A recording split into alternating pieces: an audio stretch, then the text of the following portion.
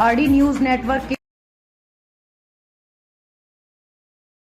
उपचुनाव में भीतरघात ने बढ़ाई भाजपा की टेंशन। इन 3 सीटों पर अपनों ने ही की मुखालफत, होगा बड़ा नुकसान। लोकसभा चुनाव में हुए भीतरघात से मात खाई भाजपा को 9 विधानसभा सीटों पर हुए उपचुनाव में भी ऐसी ही स्थिति का सामना करना पड़ा है।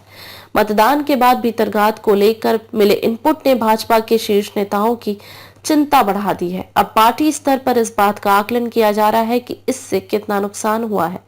भीतरघातियों को चिन्हित भी किया गया है। कुंदर की कटेहरी और फूलपुर में भीतरघात की सबसे ज्यादा शिकायतें मिली हैं। हालांकि भाजपा को बेहतर परिणाम की उम्मीद है। दरअसल सभी सीटों पर टिकट को लेकर कई पूर्व सांसदों, विधायकों व पुराने कार्यकर्ताओं ने दावा किया था, लेकिन पार्टी ने टिकट देने में जल्दबाजी न करते हुए सीटवार जातिगत समीकरणों को ध्यान में रखकर प्रत्याशियों की घोषणा की थी। लिहाजा कई सीटों पर टिकट से वंचित लोगों की ओर से भीतरघात किए जाने की बात सामने आई है।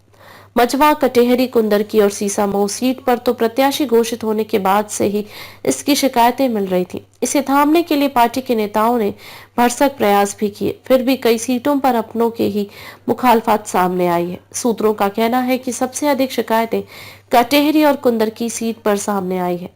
मझवा में पार्टी के अलावा भाजपा के सहयोगी दल के कार्यकर्ताओं की ओर से भी खेल बिगाड़ने की कोशिश के इनपुट मिले हैं। हालांकि सहयोगी दलों के बड़े नेता लगातार इन सीटों पर प्रचार कर एनडीए प्रत्याशियों को जिताने की अपील करते रहे। इसके बावजूद स्थानीय स्तर पर कार्यकर्ताओं ने भीतरघात किया। लोकसभा चुनाव में भी हुआ था नुकसान।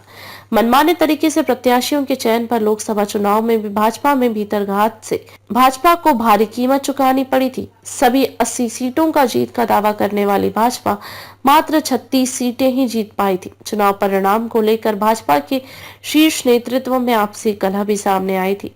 सरकार और संगठन के बीच हार को लेकर रार भी हुई थी। ऐसी ही स्थिति अब उपचुनाव में भी देखने को मिली है।